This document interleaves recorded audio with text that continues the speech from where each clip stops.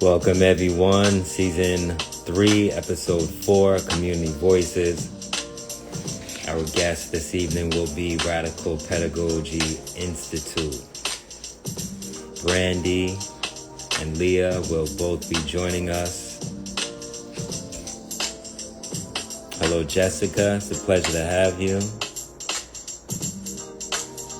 Welcome, welcome, welcome.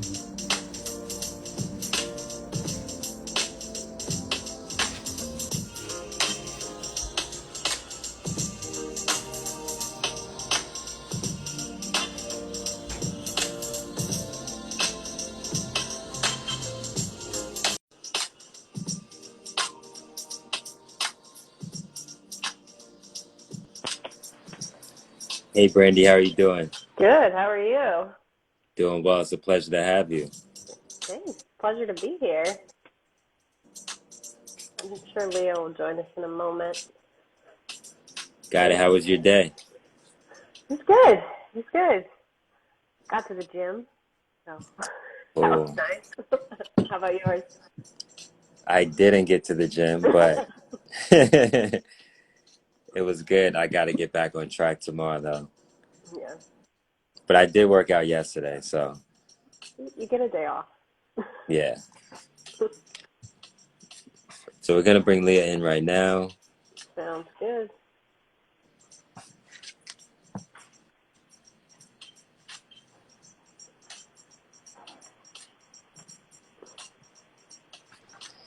Hey Leah, How's it going? all is well. How are you? I am doing well. It's a pleasure to have you with us today on Community Voices. There is Sean coming in as well. Thank you for having us. Yeah. This And is how my was your second day, IG Leah? live.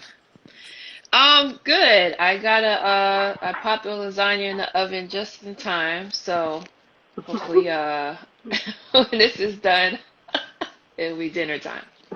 That's a great way to plan things out, actually. just just made it. Just Yeah. needed. So, Sean, are you joining us as well? I will take that as a yes.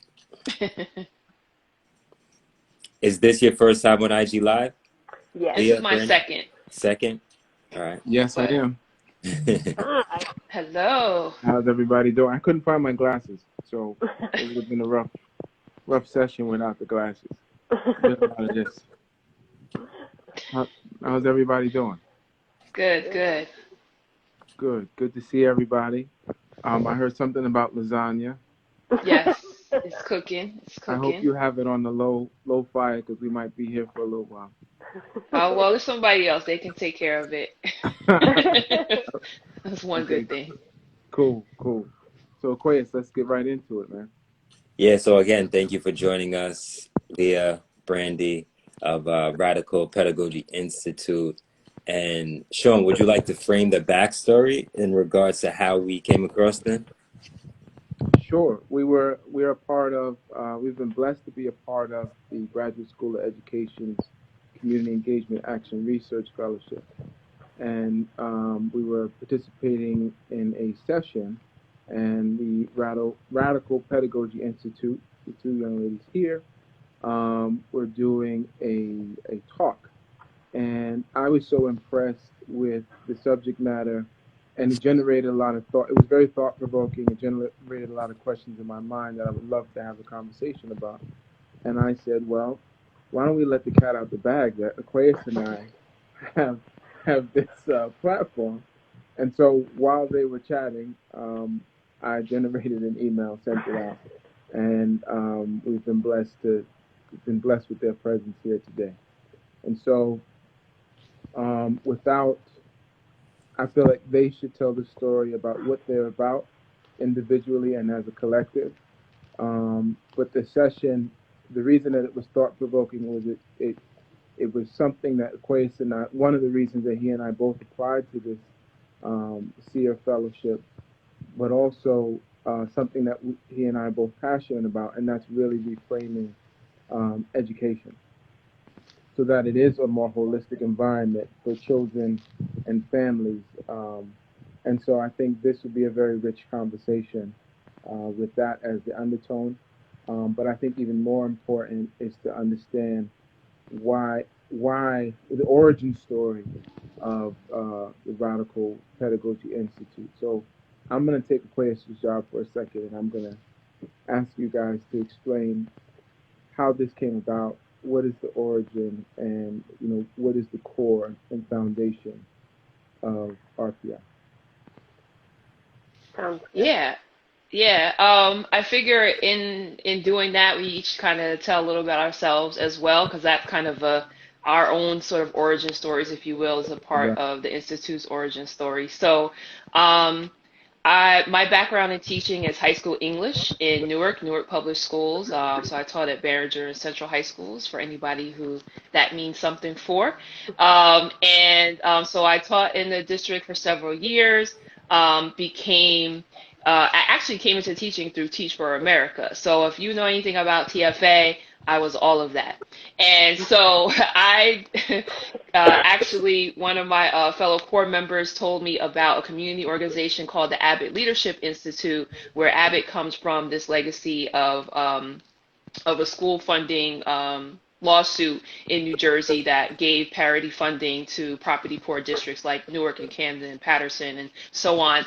And so being a part of that institute on Saturday mornings, I actually learned the backstory of education in Newark. And that just activated me. That just activated me. And there were most of the folks who attended the courses on the Rutgers Newark campus were parents. So as I became more involved and got to know people and built relationships, I would always be looking around the room like, where are the teachers? Like, we need more teachers in these spaces learning about this background and how the city developed and the education system developed along with it. And so I actually started an organization called Teachers as Leaders in Newark to do just that and to organize teachers. And that folded into what became the Newark Education Workers Caucus, the Social Justice Caucus within the Newark Teachers Union. And then at the same time, I was in grad school. And so I went from my master's degree into my PhD at Rutgers Newark. I originally was looking to become a principal, but basically just became disillusioned with all of this information that I was learning. I was like, you know what? I'm going to be more of a middleman, if you will, being a principal than anything. I'd rather stay a teacher and be on the ground.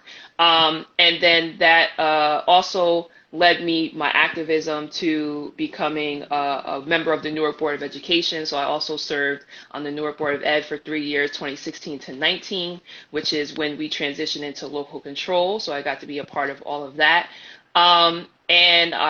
Somewhere along the way there as well, served as a community and labor organizer, and then kind of found my way back into the teacher ed space, where I currently live by adjuncting at Rutgers Newark and Montclair, and then working with Brandy on the Institute.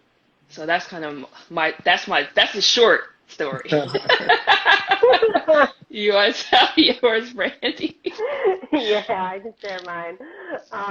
Yeah, so I am originally from Florida, from Central Florida. My family is Cuban, so they came over fleeing the Castro regime and,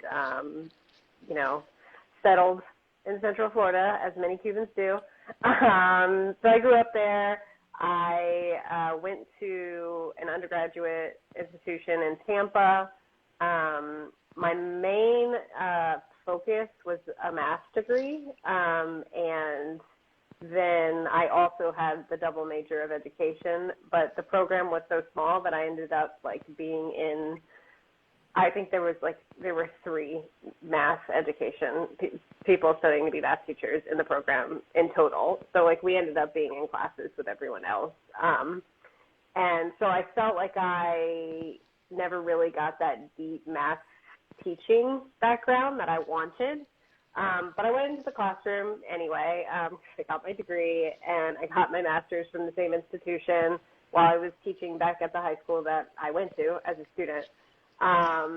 So in my hometown, and I taught at another school nearby as well. But I just became increasingly frustrated with the education system. I was working in public and charter schools, and I just kept bumping up against all these structures that I found incredibly frustrating. So I just thought, okay, well, maybe I can go get a PhD, and that will do two things. One, like that will give me that will get me out of the system, and two, it will give me the kind of deeper math pedagogy knowledge that I felt like I was lacking. Not that I was a bad teacher, but there was just more to learn, as there always is. But so I applied to grad schools. I had no intention of leaving Florida, and I ended up visiting New York for the first time with my cousin, and on a whim applied to Teachers College and got in. I was like, oh, well, I guess I have to go there now. So I ended up in New York, got my PhD, worked at some schools in New York as well. And then once I was, like, while I was in that program, that's when I knew I was queer whenever I was in undergrad, but I never felt, being so close to family was difficult for me to come out and really feel like I could live my life the way I wanted to. So New York really kind of helped me with that, and really started to get me to question a lot of the, like, even more the things that were happening in the education system and the way we were treating people and the boundaries that, you know, and the walls that we put up that are for no reason other than control. And so I was already thinking about that a little bit, and graduated, got a job at Drew University in New Jersey, where I met Leah. And then we both actually ended up, this is now getting into our origin story for the Institute, we both left around the same time for different reasons, to pursue different goals that we had. And we were chatting one day, just catching up on, you know, Zoom during the pandemic. And we were talking about, you know, the uprisings from last summer and how teachers had really, there had been like a lot of momentum in teacher communities, like, let's read books, let's do this, let's talk about things. And obviously that's good, but like we need more. We need action, and we also need like spaces so that teachers can connect to continue that learning and continue that action. So we were kind of talking about that and how we really wish there was some space for that locally. So then we had the idea of, originally I think we were only going to do a summer, like an Equity Institute or something. But then Leah had the brilliant idea of, like, why don't we just make it a professional development, or like a professional organization, and we have it year-round so that we can do community and organizing year-round. So that's where we are. I don't know if it was my brilliant idea. I'm sure it was together. It was Leah's idea. But I know I would just add just that there's a lot of awesome things that are continuing to happen without a doubt, in terms of teachers being able to organize, being able to study, being able to learn. But a lot of times those opportunities are national opportunities, or they're not, at least they're not place-based, if you will. So I knew for me, it was really important for the organization to be place-based, so that way this network we're building is not only just so you have support from other educators, but that you also could actually, not that you couldn't on a national level, but just the state of education being managed by and run by state constitutions as opposed to the federal constitution in this country. There's just more opportunities to advocate around specific issues if we're, you know, more regional, if you will. So that the place-based part of the Institute is really significant. So in regards to the Institute and the events that you have going on throughout the course of the summer, how are those coming along thus far? What would you like to share about those? I mean, I think they're coming along well.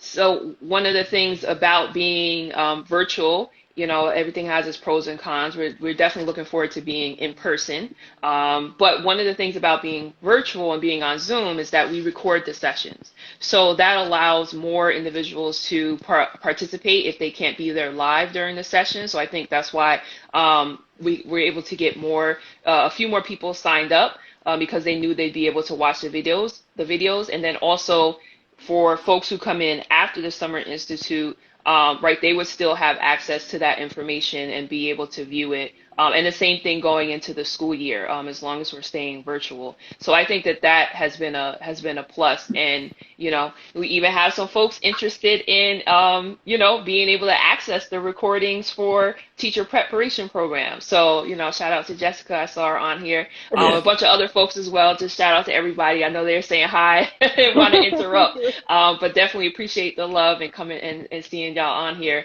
But yeah, so that's really exciting. Like, we really do want to be able to be in that larger teacher education space, if you will, the in-service and the pre-service. So if there's ways that we can support the training that's happening before folks get into the classroom, we're excited about that. So And go go for ahead. it, Sean. So just something that came to mind, and I don't know if I'm jumping ahead a little bit here, but if you had to put maybe 2 or 3 priority goals that as you're doing these activities that you want to instill in educators, right? Whether they're new educators or they're really hitting their stride in their career, what would be those 2 or 3 things? You I want to go, mean, Brandy? sure. I would say for me, I do a lot of our social media, like managing, and Leah does lots of other things. But so something that I often hashtag is teaching is political, and I think that is a big thing that we want people to take away, because there is, like, I mean, look at all the CRT bills that are going through, the critical race theory bills. Obviously, teaching is political. So, Right. and Right. there's this push, and people like to think it's neutral, and that's particularly true in my field in math. People like to think it's neutral, and it's not. There's a reason that most mathematicians are straight white men. So I would say that's definitely one priority for the Institute. And then I'd say another priority is really, like, fostering that space, so that we can make the connections and know, like, okay, it's political, now what? Yeah, and I would add to that space. That's what I was thinking to say next as well, and hopefully, that we're able to get some sessions set up, because the folks who do the sessions are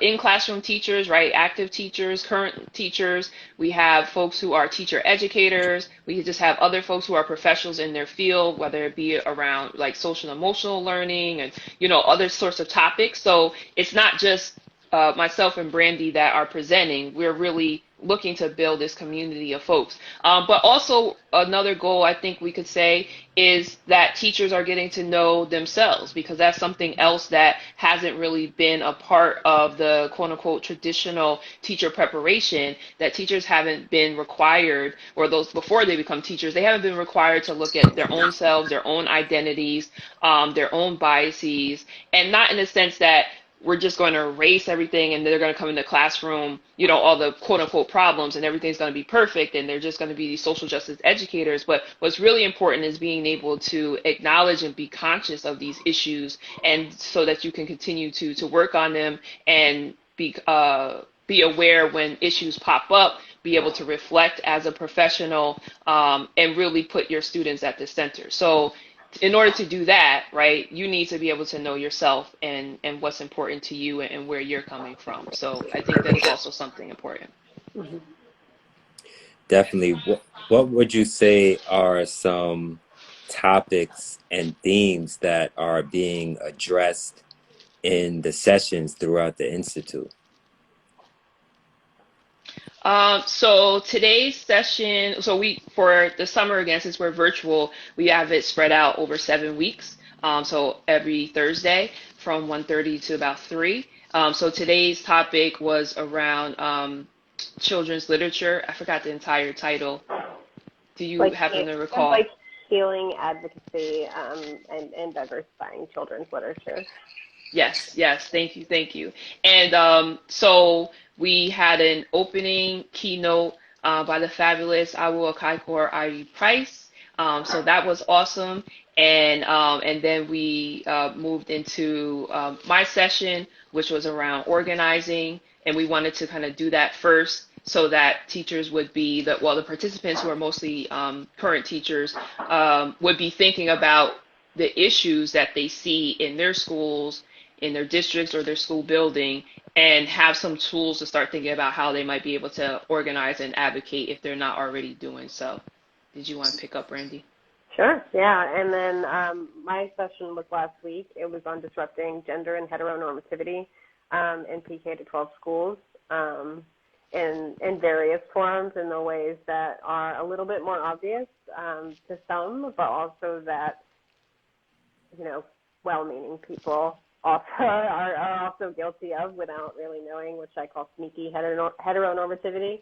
And then next week we have Bree Pickauer, the fabulous Bree Pickauer, doing a session on reading, writing, and racism, which is titled after her book that was just released.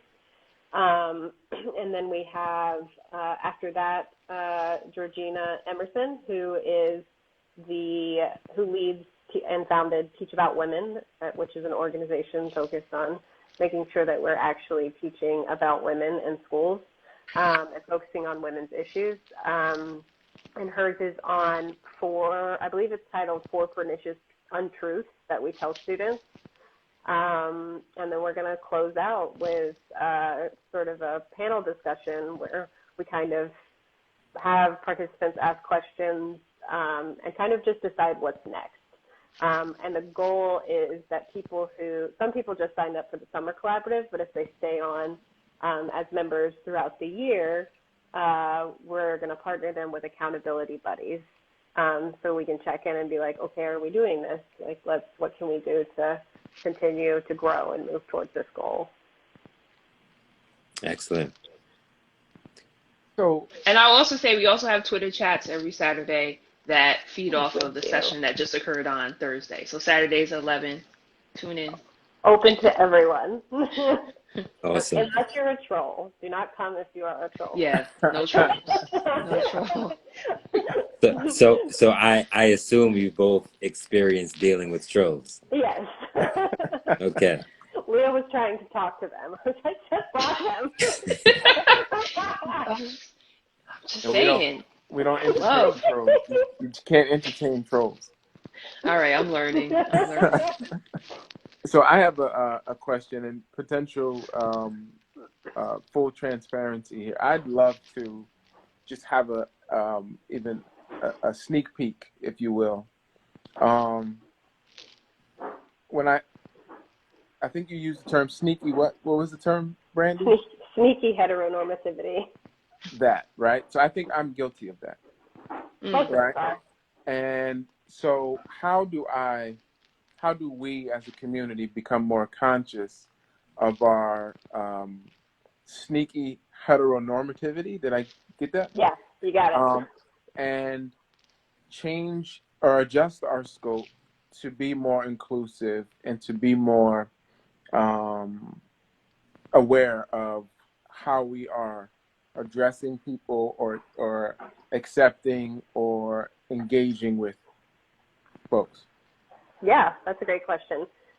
So you have an idea of like what it is I'm talking about? Yes. Because that's a very broad, like what does that even mean? So I gave two examples in the session. The first example I gave was, the first thing that comes to mind is usually like the well-meaning English language arts teacher who's like, oh, I need representation, so I'm going to go out and get queer books. And so I provided the covers of like 4 commonly used queer texts in classrooms, but they were all books of cisgender white people. So that I consider sneaky heteronormativity because Like it's essentially replacing, because we also talked about it in terms of script, which is something that a scholar, Harper Keenan, talks about, which like we internalize the scripts about what kind of bodies and expressions are acceptable from the time we walk into schools to, the time we walk out. So essentially, because it usually ends up being white cis people that get included, we're just replacing the script with another. Like, oh, okay, so this is acceptable. But anyway, we're still leaving people out on the margins. And then the other example I gave, which is one that I hadn't really thought about it before, but do any of you watch RuPaul's Drag Race? I I've haven't, seen no. it. No. Okay. So I recently picked it up. And so the most recent season, not the All-Stars, which is on what's on now, but the most recent season, I think season 13, had a contestant, and it was their first openly trans man. And she, because she was in drag, liked to, she was a drag queen. So she would still dress up in drag and, play with gender. And I just never had really thought about that, like, as, of course, like, trans men, they're feminine trans men. That makes sense to me, like, but I had never thought about it. So in that case, the heteronormativity is coming in because we're saying, okay, I'm supportive. I know what, I get the idea of a trans man. They want to do, like, they're this behaviors, these attributes, whatever.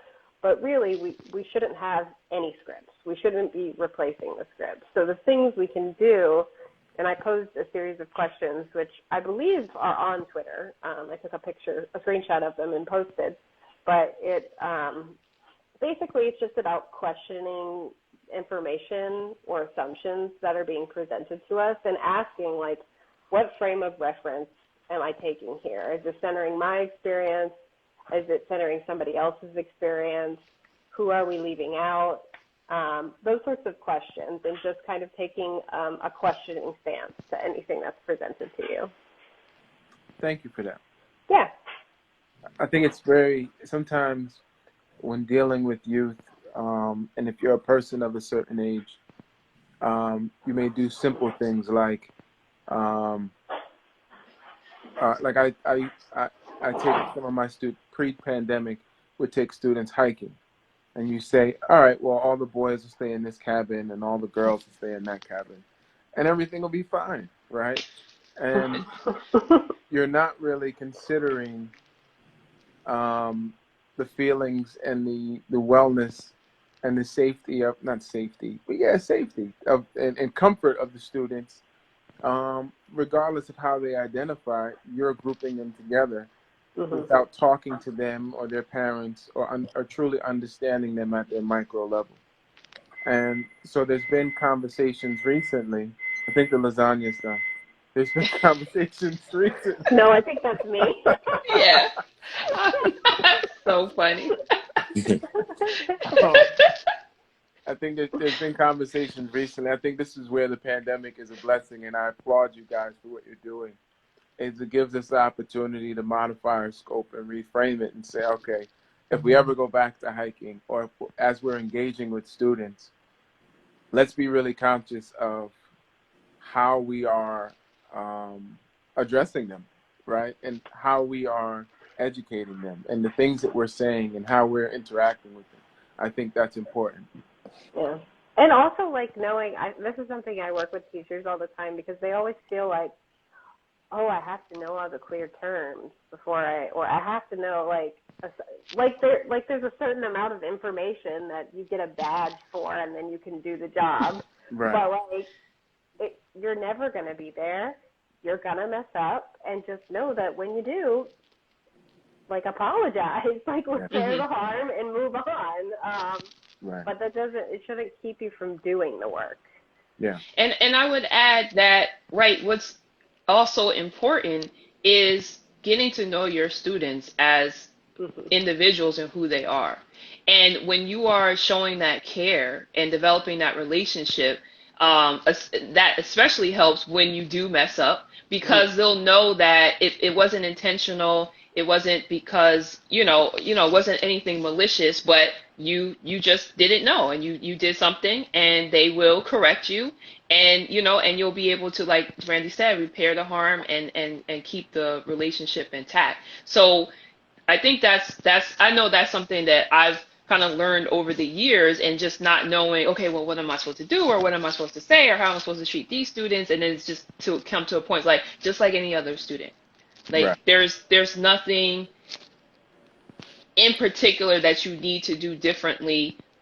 It's just that knowing them and what's important to them is what's most important to do. Absolutely. Yeah, I definitely agree. And being a teacher in the classroom right now, I would add to say that in those situations, we are able to see how forgiving students are, because Absolutely. making mistakes all the time, I'll ask questions and they say, "Oh, it's okay, Mr. Kelly." Like, because they know that I didn't know, right? So it's constantly, as Sean mentions, kind of just recentering, based on the context of the situation where I become the student and they Mm-hmm. become the teacher leader, Yes. vice versa. And another thing that I wanted to touch on, since Sean brought it up, is hiking, right? So using that as an example and as maybe a case study right now, how can we go about recentering Sean's experience to kind of create a space where everyone can feel more comfortable if we're in that particular scenario? with the Yeah. with the campers, or yeah. Uh-huh. I mean, I think he was spot on when he said, when Sean said that we need to talk to the kids and their parents. And also we need to understand that talking to the parents might not exactly match what the kid says, particularly if they're struggling with their identity at the moment, because not everyone's safe. Not everyone feels safe at home. I mean, I was an adult and I had to move, like, northern, but like across the country to actually come out. So, yeah. Leah, do you have anything to add? Yeah, I'm trying to be careful because I'm not a parent, so I want to respect that. I want to respect that.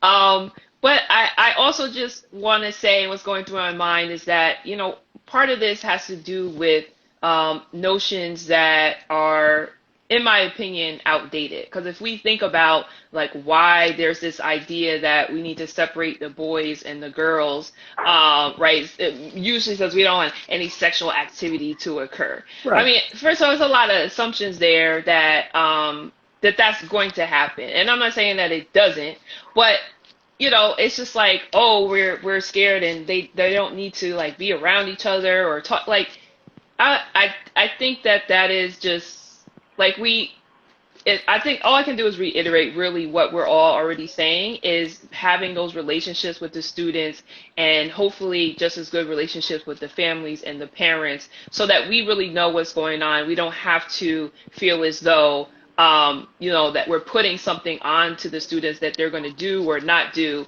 If we actually know them, like, I mean, I have, pretty much all my friends have children. We talk about it. They tell me what's going on, and my cousin, and so on and so forth. They know. Our parents knew. Our parents know it. My mother still knows me. Things happen, especially when it comes to relationships, and I'm like, okay, yeah, well, we broke up. Yeah, I knew that wasn't going to work. Why didn't you tell me from the beginning so I didn't have to waste my time? Come Right? on, man.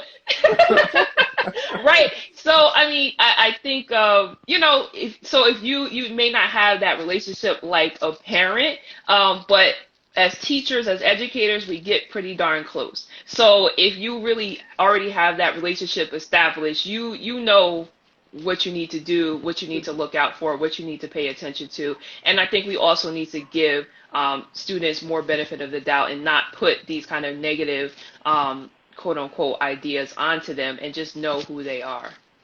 Yeah, and you're just making me think of, Leah. I don't know what they're actually called, but you know how, like, some schools seniors have like a night that they stay at the school. Yeah. Mm-hmm. Lock-ins and stuff, yeah.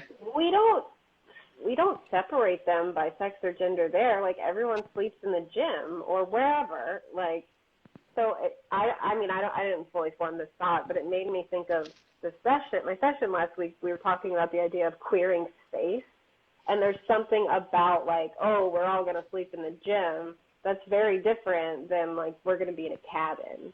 So like, how do we play with that so that we don't have those concerns in either place? Mm-hmm. I don't know that I have the answer to that, but. So next time your hike will be to the gym, Sean. Noted. Thank you. Or everyone sleeps outside. Right? Yeah, thanks. 6 feet apart, social distance.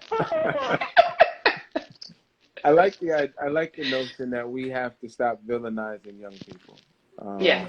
and over sexualizing them. I think Yes. that's super important. I also would like to add, as a parent, as a community educator, or whatever I do, I think it's important to also, and Aquarius and I, we talk about this the entire time a lot. It's just about looking at the whole person, right? Mm-hmm. And saying to them, like, if you're talking about keeping them safe, not keeping them just physically safe, but keeping the whole person safe, right? So Yes. if you're looking at hiking, for example, you're saying, okay, bring your equipment. We have food and snacks, we have shelter. But if I'm not ensuring that everyone is comfortable, then I'm not completely doing, me and my team, we're not completely doing our job, right? It's really performative. Mm-hmm. And if we're moving from a space of this performative situation to being more practical and being more holistic, then that's where the relationship development really begins. And I think that's super important. So I just wanted to tack Yes. that on to the response as well. Yeah. I also want to add to that because we touched on identity. And Brandy, I know you mentioned accepted and acceptable. So I want to go in on that a little bit more. The reason why is because in my studies, which are studies that we've all engaged in, which essentially brings us all here today, I'm starting to see patterns when it comes to identity, acknowledgement, acceptance, and a lack of that specifically within the educational institution starting at such a young age. So when it comes to being accepted for who we are versus what is acceptable within an educational institution, what are some thoughts that come to the surface in regards to both of your respective experience with acceptance and identity, specifically within education, and what we need to do to shift that paradigm? Which Either of one you to could go go first? first. I was thinking about that one. I could start. Okay. I mean, the first thing that came to mind, I am currently through Radical Pedagogy Institute and also through Teach About Women and my consulting business, Queer Mathematics Teacher. We all kind of are sponsoring a queer mathematics camp that I'm running called the Camp of Mathematical Queries. And it's virtual, like any kid in high school could have signed up. But we've been meeting every Monday, Wednesday, and Friday for the last couple of weeks. And we had this conversation about what heteronormativity means to them. Because like what it means to us as adults doesn't necessarily match up to what it means to, a 15-year-old. So something we talked about for a really long time was like dress codes, essentially, and thinking about like one of the girls, she just kept saying like, why are we getting on to the person who's obsessed with looking at someone's shoulder rather than the person whose shoulder is showing. Like that's the way that she kept phrasing it, and it just kind of brought me back to that idea of like, we really do need to think more deeply about all of the policies that we set into place and be willing to abandon them when we realize that something harmful is happening. Because, like, you know, so a question I usually ask myself, particularly when it has to do with like dress code behavior, things like that, I'm like, is it bothering anyone else or is it just bothering me? Because if it's just bothering me, I just need to get over it. But, you know, if there's another, you know, if it's bothering other people, then we can talk about it and figure out like what's the root, you know, and how to address the problem together. But I guess that's always asking, like, why do I think this is unacceptable? And would anyone else not think that? Because if someone else thinks it's acceptable, that means I need to reframe. Mm. Yeah.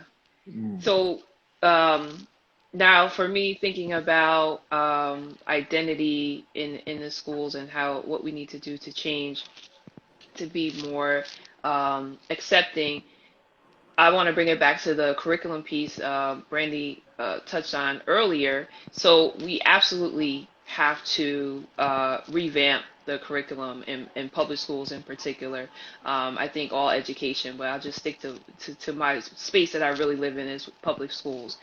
So here in New Jersey, like just as an example, we have something on the books in terms of law called the Amistad, which mandates that all school districts infuse African American history into the curriculum. So it's not about it being a standalone course or an elective, though that can happen as well, but that the contributions and the history of Black folks in this country is taught throughout the curriculum, throughout all grade levels.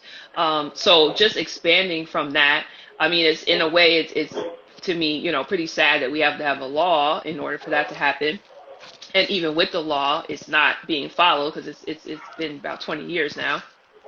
And we're still talking about this and how it's not working. Actually, in January or February, they revamped the law and passed and kind of basically just passed it again, which is still the same mandate, but it really had more to do with administration and making the Amistad Commission actually a separate entity and giving it a line item in the state budget. So it seems like it's getting ramped up, but we'll see what happens. It's really about the political will of the people. Are we going to make sure that this is happening in our curriculum? So expanding from that, right? So not just African Americans, but indigenous folks, Latinx folks, queer folks, like all of these groups who have been historically marginalized and made it seem as though they did not contribute to the positive things that occur in this country, is problematic. And so particularly when we get into urban school districts where we have higher concentrations of groups of people who have been historically marginalized, when those children don't see themselves in the curriculum, right, that's about identity formation. Their identity is not being necessarily formed in a positive way, in a way that they see themselves as someone to contribute to the greater society. So that's something that is really important as well. Again, I don't necessarily advocate teaching these different groups in silos, but that they're represented all throughout so that students see and children see, even if in their own communities they don't necessarily see diversity in their day-to-day life, but at least through their educational experiences, they can see that there are many people who have made contributions. There are many things that have occurred in in the history of this country in particular, but internationally, of course, that were denigrating to folks, that dehumanize folks, and that it's actually a part of their responsibility to help that change, as they're the ones that are going to be the leader. Well, they're leaders right now, so they need to be seen as leaders right now as well. But particularly into the future as they continue to develop their own understanding of the world and their own political orientation. So I think revamping the curriculum is really going to be important as well in terms of identity and acceptance. When you have conversations about identity, acceptance, race, automatically, and this is an assumption, people place it in the hands of humanities and social studies and history. Right. Do the both of you believe, and if so, could you provide examples of ways that ethnographic data, culturally competent data, and terms and theories can be embedded universally across disciplines? 100%.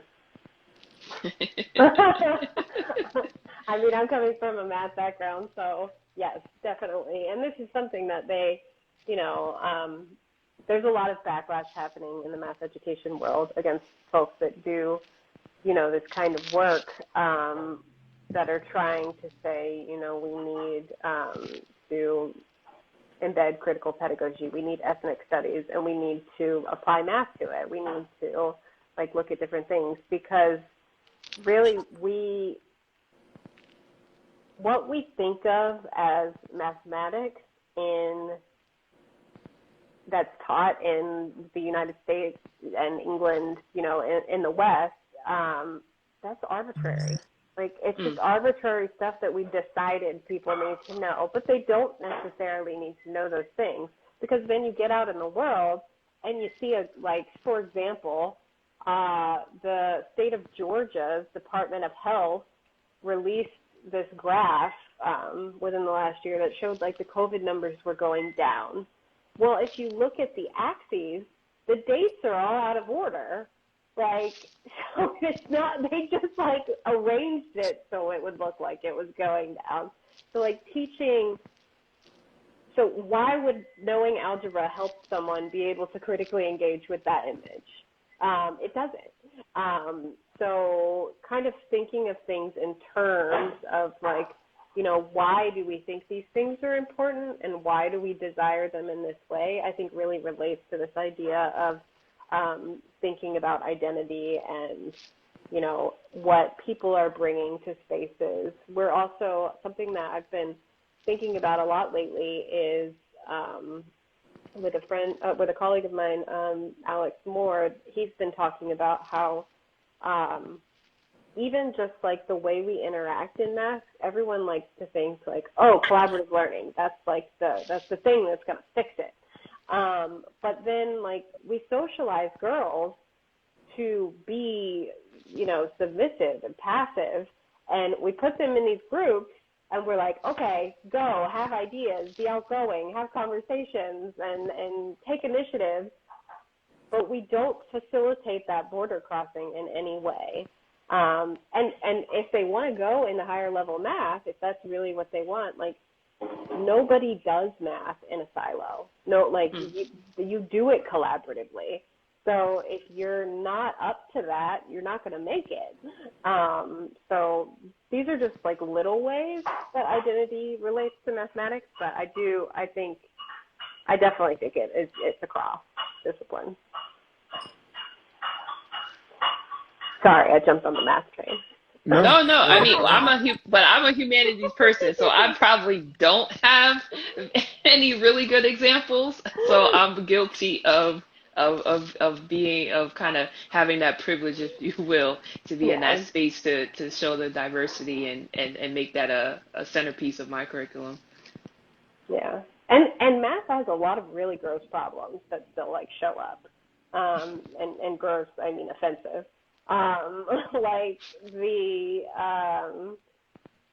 There was an article that came out a little while ago that was talking about this condo problem, which is a famous problem. It's the people on this floor can marry someone on the other floor or date or whatever, but it assumes the heteronormative, that everyone's heterosexual.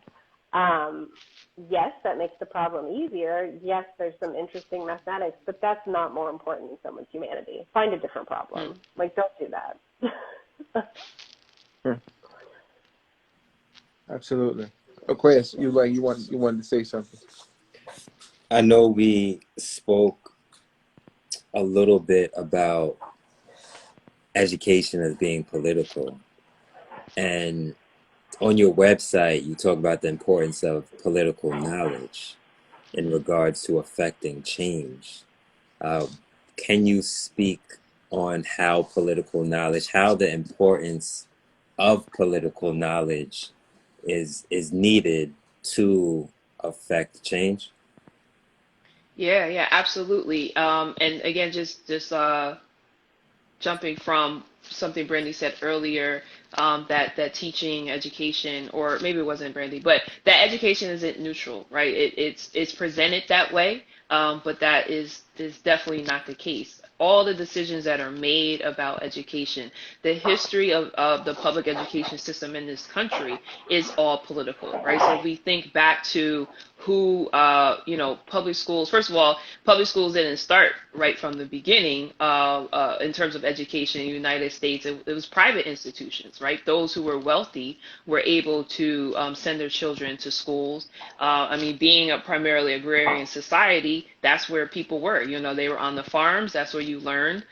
You didn't necessarily need to just based on society, you didn't need an education. So that was for the privileged. And then once public education systems began to develop, then we see, again, primarily the exclusion of Black folks from being able to be educated, right? Even seeing the some of the slave codes, including that folks could either be fined, whipped, punished, jailed in some sense if they were found to be educating any enslaved Africans, or if they were educated, enslaved Africans were educating themselves or others. So it was always a part of our political system, the way that education was set up and who was allowed to have access and who was not. So with those things in the foundation of the public education system, it is just something that has become institutionalized, and it's something that we have to acknowledge and struggle against, and then actually struggle for what we want to see, which is education for liberation, education for humanization, education that centers inquiry, where education is about the students and the learners discovering for themselves. So it's not just about a standardized curriculum and passing the test, which also just has larger implications internationally, right? The United States, again, over decades, the space race, we're concerned that we're falling behind in the entire world. We're not number one, we're not number one, we're not number one. And that's where, we see the curriculum, more emphasis on math and science as opposed to other content areas. So all of these different decisions being made are political.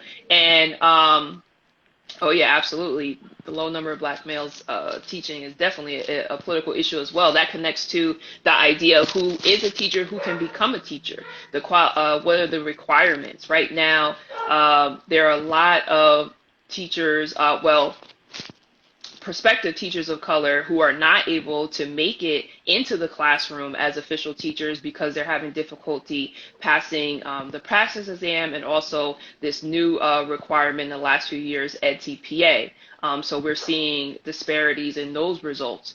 So I mean, there's nothing that isn't, decided. All these decisions, they're all political, whether it's at the very local level, the state level, or the federal level, or again, if there's implications globally about where we're supposed to be in terms of competition, that is political. And so as educators, we have to know that. We have to know what's happening in our own communities. We have to understand where we are in relationship to communities surrounding us.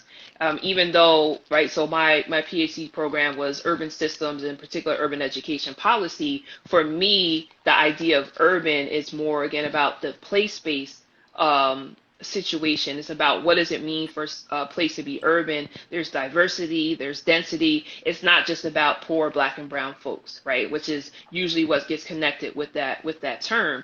And we can't talk about or think about urban schooling without thinking about suburban schooling or thinking about rural schooling, particularly because another political aspect of education, at least in New Jersey anyway, but most states, schooling is funded by property taxes. So we have to talk about those relationships, right? Who owns property? Where do they own property? Who's paying taxes? Who's not? And and what does that mean for those different communities? So there's I guess I could probably come up with more examples in all different types of buckets, but it's political is about power, right? When I learned there was a definite shift for me in terms of my activism when I separated political from Democrats and Republicans. Like, oh, I don't really want to get into the politics of it. No, everything has politics because politics is about power.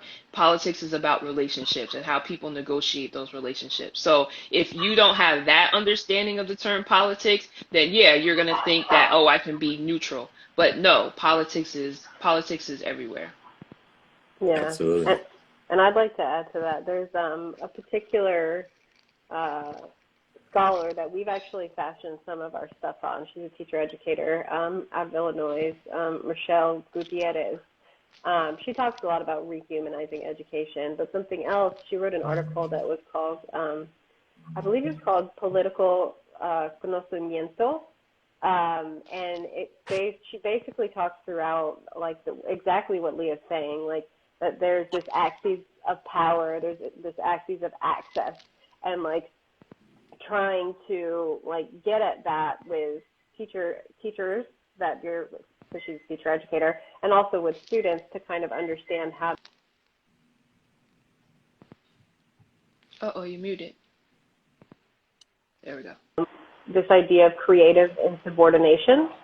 And like, you have to know what the politics of your system is in order to be able to know the ways that you are able to disrupt. Like, you have to know if your school has the CRT law, or if your school has, or if your state has a no promo homo, which is like, you're not allowed to talk about homosexuality at all in some states still, in schools. Like, you have to know that first.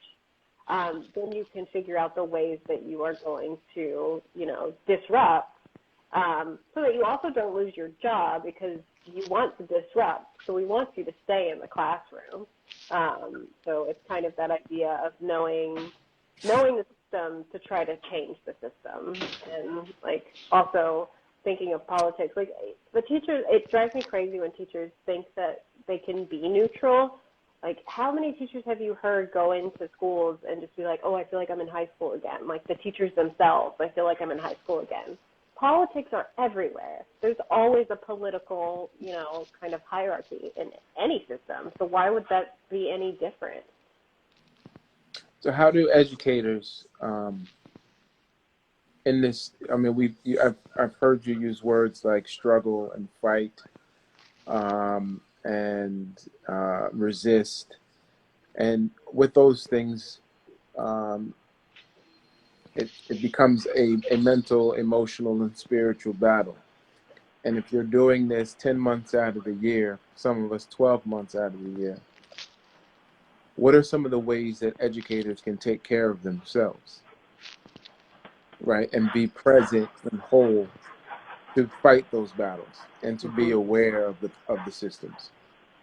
Yeah, I really appreciate that question because I was listening to Brandy and she said, knowing the political system of your school or your district so that you don't lose your job. And then I was also saying, or so that you don't leave your job, because that Yeah. actually is my case. Because I left and came back and left again, but it was really the second time that I'd left. It was because I had an emotional breakdown during that school year. We in the Newark Public School District that year were just under a tremendous amount of corporate education reform taking place. And so I was in a school where there were a lot of different factors, but if I can, I guess the short of it is I was in a space where I thought that what I was being told to do by the leadership was what needed to be done, and was in a space that was more aligned with Radical Pedagogy Institute, if you will.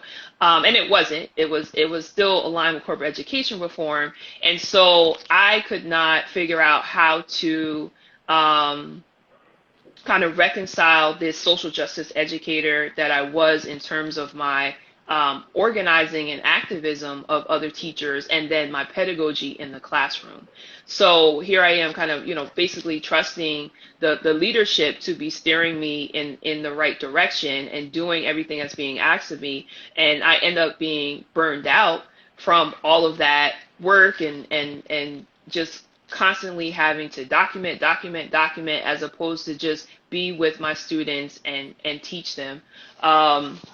And then the extra layer on it for me was in that school, I was teaching freshmen, and we actually split the students by sex, and I'm not going to say gender, because right, gender being the social construction and how students may be able to identify with a different gender. It wasn't about gender; it was just you were born female, you were born male, you were split. So I pretty much was teaching about 75 girls, and pretty much all black girls. It was like coming in the classroom every day, looking in a mirror. So that on top of it, feeling that I was failing as a teacher just in general, I was failing my students on top of that, and now I'm failing, almost 100 of me. Right. It just, the impact that it had on me was, I mean, it was just horrific. So like I said, I literally just broke down, cried in front of them, right? I had to leave early, and I couldn't come back. I thought I'd just kind of just take a couple of days, and it turned into a month, after seeing my primary care physician, and she wrote me out, for a month, for contingent upon me, talking with a therapist, which I had already been talking with a therapist, so I was able to pick back up with him, and I did return after that month, but it was still really difficult. And so over the summer, I was like, okay, I'm going to get a break, I'm going to get a rest, but just came back at the end of August and seeing the same situations, and end up leaving in October because I just couldn't do it. And I remember, just writing the note to the principal. I'm just like, I'm emotionally, mentally, and spiritually drained. Like I can't be in this space because I don't know how to reconcile what's happening. So I think that's important for educators to be able to know how to do as well, reflect on the situation, and figuring out how you can not do the things that you have determined are harmful. And whatever that looks like for that individual, it might be just not doing them, and, asking for forgiveness later rather than permission now, or it might look like organizing with other teachers, colleagues who are feeling the same way, or it might just be one-on-one having conversation with whoever your superior is, whatever the situation may be, whatever your strategy is, but being able to recognize it so that you don't feel that you're alone and that it's just you and that you can't make a change. So that's just something that has been a major takeaway in just my career as an educator. And I know that I would be able to, I know that I do things a lot more differently now. I appreciate you sharing. We appreciate you sharing that story. It's very important. Yeah. Absolutely. And I would also say, like, to add to that, like, this idea that Leah mentioned, like, working in collaboration with other educators. This is something that, like, queer people really, we call it finding family. You need to find your family. Because if you're flailing around by yourself, you're going to drown. So having those other people around you and lifting you up is really, really super important. And even just taking little moments to find things that bring you joy, whether it's like, I really like reading young adult books. And I found I can no longer read a young adult book that does not have queer characters. I just can't. Like, I don't want to read about straight people anymore. And that brings me joy. So, like, that helps me to, take me out of that place of, like, I'm angry about everything and, I'm exhausted from this fight. And I had a friend text me yesterday, and she said, "What did you do for yourself today?" I was like, "Nothing." She was like, "Well, we're going to start texting every day to make sure that we do something for ourselves." So I think that's also important. Yeah. It's a real friend. Yeah. I know we had a question in the chat. Is it a teacher's responsibility to speak to children about sexuality in any capacity, or should that be left to parents? I would say yes, but not in the way that people think. Like, we're not going to do like gay 101 as a lesson. Right.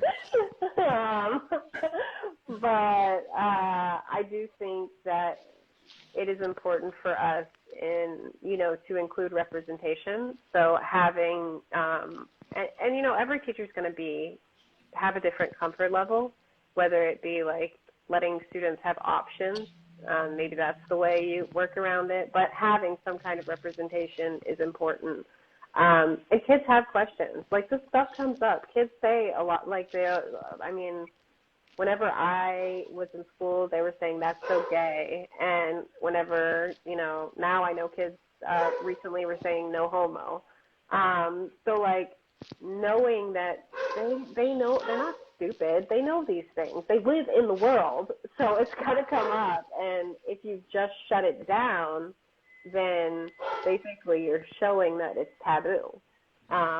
So it's more about just providing the space for them to talk about the things that they know exist. And again, it doesn't mean that you're doing an explicit lesson or anything. You're just like letting people exist and loving everyone. Yeah, and absolutely, second, third, fourth, and fifth that, and it makes me also think about just political activism in general as well. Like, there's an alignment there that folks say, well, teachers shouldn't teach about politics or any sort of political ideas. It's like, what do you mean? This is education. This is the world, as Brandy said. Young people are living here just as we are as adults, and and we're only adults because someone again made a law that 18 is an adult. Like, all of this is socially constructed. So they're living here just like we're living here. They're watching social media. They're seeing the videos. They're sadly being murdered, just like adults are being murdered. Their friends are being shot. They're seeing these things also. And especially as educators, yes, I do think that we have a responsibility to be there and to be able to listen to young people, listen to their questions, answer their questions. And in terms of teaching politics, in the sense of, these are the ideas. Here are some ideas that have been put out there. What do you think about them? What makes sense to you? How do we go about being critical thinkers, doing research, being able to determine if this website is valid or credible? Like, those are the sorts of things that we need to teach young people, and that is being political, right? It's not about indoctrinating students. It's not about that. I teach on the college level now. I don't teach high school anymore, but I'm very explicit in these education courses because I mainly teach like social foundations of education, which again is about the history, it's about the politics, the laws, the policy, so on and so forth. And so I explicitly say, like, this is what I believe, this is the space that I'm in, because I want those prospective teachers to understand that I'm presenting ideas and they can disagree with me. Your grade, right, which is a whole nother situation, we're always worried about the grade, but your grade is not contingent upon whether you agree with me or agree with what I put on my syllabus. That's not what it's about. My grading is, how have you demonstrated what you've discovered for yourself? Right. And so I even had a situation with our Twitter chat. We had a Pride Twitter chat, and with Radical Pedagogy Institute, the queer mathematics teacher and Teach About Women all co-sponsored it in early June. And so I'm teaching the summer course in session 1, and that was going to be it happened to occur at the same time as our class. I was like, okay, so an hour of our class is going to be participating, and it was also about civic engagement. and civic culture and patriarchy. And so so right at the beginning, as it got started, and this was like my first like for real Twitter chat. So I'm learning as well. And so one of my students, you know, asked to speak to me, so we went to the separate room, and she was saying that that she couldn't participate because of her beliefs. So I was just kind of, I was caught off guard because I wasn't expecting that, especially right there, like as it got started, because I needed to be, you know, participatory in the chat. But you know, I pretty much got the gist of it. You know, she's Christian, and she for whatever reason didn't want to or couldn't, as she said, participate. But she could answer the first couple of questions, which again was about civic culture and patriarchy. Like that was, she was all down for that. So I was like, okay, so participate in those two. And then so I wasn't sure, you know, how to kind of address the issue. I mean, I knew we were going to continue to talk about disparities and oppression and so on and so forth throughout the summer session. And so when we got to the one before last session, I had one-to-one conferences with all the students. So I took that opportunity to just ask her more about, you know, what occurred that day, you know, because I didn't have the opportunity to really go in depth and talk with you about it, and I really don't want to, you know, end the session without us kind of talking. And so she, you know, just expressed that, you know, it's something that she's still learning about, and she's still, you know, developing her own, you know, kind of ideas about the world. And it's, you know, it's not that she's not accepting, but it's just kind of, you know, how she's grown up and what she's learned. But again, I just want to underscore what she said, that she's still learning for herself. And I really appreciated that she said that, and it just kind of reminded me, which I have to be reminded from time to time, that I wasn't always who I am.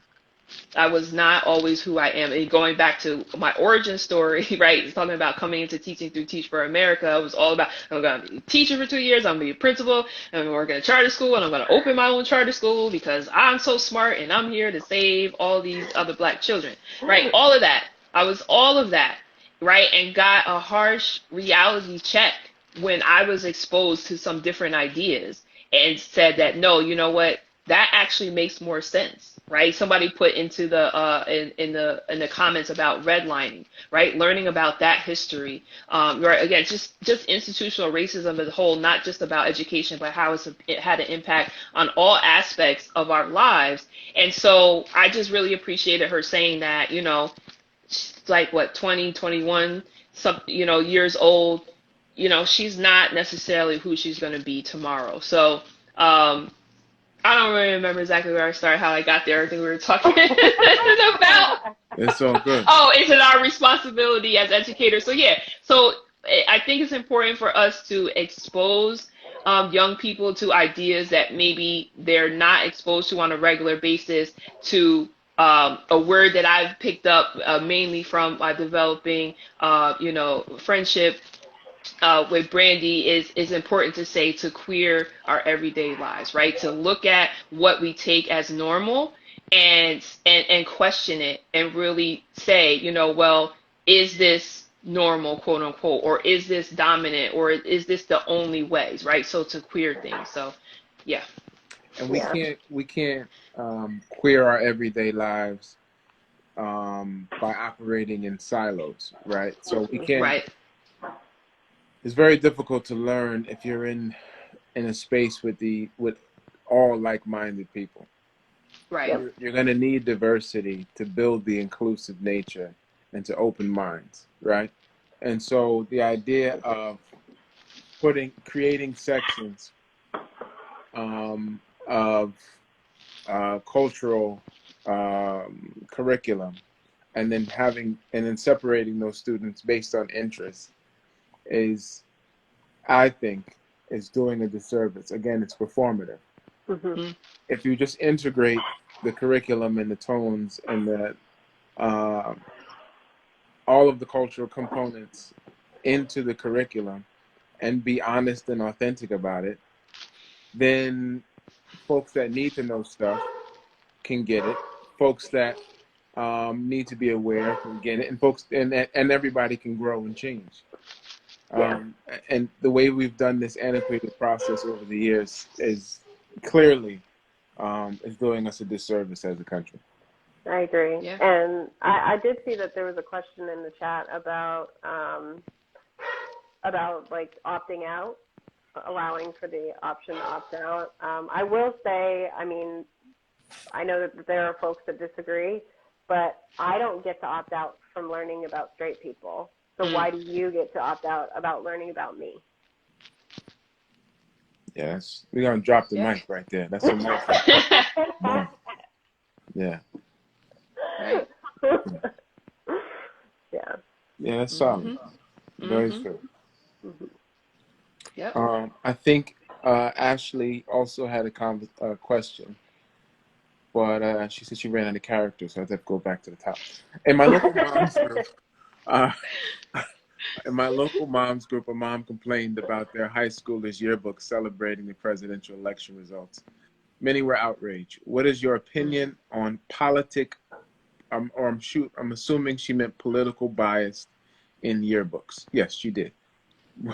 What is your opinion on political bias in yearbooks? I mean, I've never been a yearbook advisor, but my first question is I'm wondering to what extent do the students are the students allowed to direct the content? Because if it is a large, if they have the most say outside of anything, being discriminatory or oppressive or lewd or those sort of situations that will be taken care of by a larger school board policy that can occur. But other than that, they are documenting their lives at that point in time.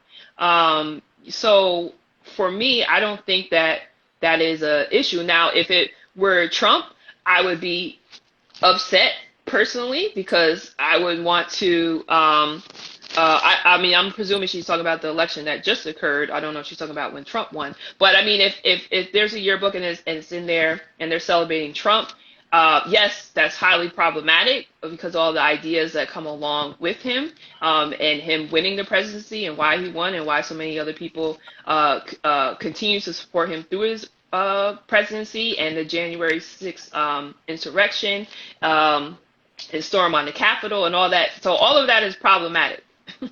Absolutely. So, but I still have to say, even if the example is that they're saying something. Young people are saying something. So are we taking the opportunity to have conversations with them? I don't know if there's an assumption that there are adults in the school building who are saying, "Oh yeah, put this in there." But it seems to me that the young people have the ability to direct it. But I'm not for sure about that. Yeah, I would agree. It seems like they should be directing that. It's a document of their lives. So whatever that means, I don't know. Yeah, everything she says. Ditto. So as we start to bring things to a close, we would like to thank both of you for a wonderful conversation. Yeah, this was great. Thank It you. was. If anyone else has any questions that they have for Leah or Brandy, please feel free to drop it in the comment section. In the meantime, I also wanted to share the website because we spoke on a lot, and a lot of this information is coming from other scholars and authors and books. And I know you have a great page of resources on the website as well. So anyone who wants to learn more about the literature and articles and books in regards to where they can go to tap in further with this knowledge, please check out radicalpedagogyinstitute.com. So I wanted to make sure to drop that in.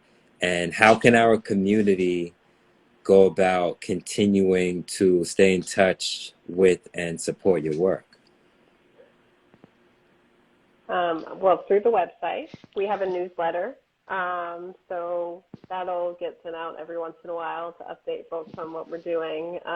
We also have an Instagram account. I'm currently on my QNT account, but there's also a Radical Pedagogy account. and a Twitter account, which we're pretty active on, Facebook, LinkedIn, not TikTok. We're not there yet.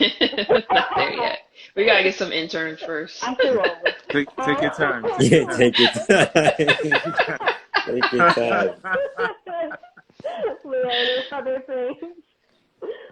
No, I think that's the bulk of it, and definitely encourage people to become members. So even if you just want to try it out, you don't necessarily want to become a member for an entire year. We have kind of this 14-day trial period where again you have access to what's in our vault, if you will, once you sign in and get behind the website. So please, take advantage of that and to check us out and see if that's what you really want to do. And so we're in the middle of the summer collaborative. There's the registration has been closed, but we are looking to have an open event in September that is really about just being in a space of healing, of just really getting our minds right and ready for the school year, whatever's going to come next in our world. So that's going to be an open event. So again, like Brandy said, if you go over to radicalpedagogyinstitute.com, you'll see along the menu bar, you can sign up for our newsletter, and then you'll be able to get those details directly in your inbox once we have everything organized and set up. So hopefully there'll be some folks who will take advantage of that. Again, that'll be an open event at the very beginning of September, just for us to come together as educators and just be in a positive, radically loving space. Awesome. Thank you for sharing that as well. Any closing words, Sean? My phone is dying, but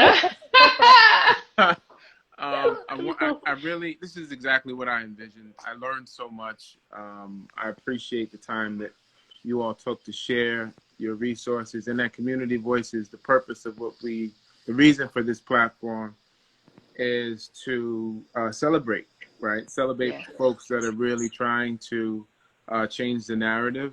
And so you deserve all of the applause and all of the accolades that you're getting and will get in the future. This is amazing, and we support you. And so, again, thank you for sharing these gems with us and with our platform. And we look forward to future conversations. Yes, absolutely. And most important, enjoy that lasagna. I knew you was gonna say it. I thought you was gonna ask for some. Like, well, I'm gonna have to hook you up next time. But I definitely wanna. I know we're both super appreciative of you asking us to be guests and just be in this conversation with you, and also just kudos to both of you for creating a platform. I mean, it's not, this creating is not easy. You have an idea and you want to move forward with it, and especially when it doesn't necessarily pay the bills, you know what I'm saying? It's like love, right? You're doing all this out of love. So I definitely know that feeling kind of.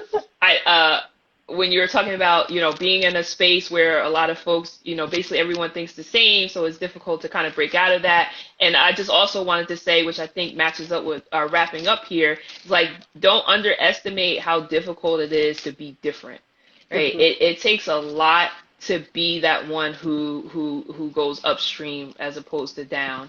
A lot of times you can get in a space and you feel lonely. You think that maybe you're doing the wrong thing. But I think for all of us here, on this IG Live, we're all moving everybody forward. And so I just want to say that I appreciate both of you brothers for putting this together, for doing what you do, for being educators, and for being Black male educators. Respect. So thank you. Thank you. Yes, thank you. Beautifully said, Brandy, Leah. Again, thank you for joining us. Enjoy the evening, and we will see everyone next week. Take care. Bye. Peace. Take care. Bye.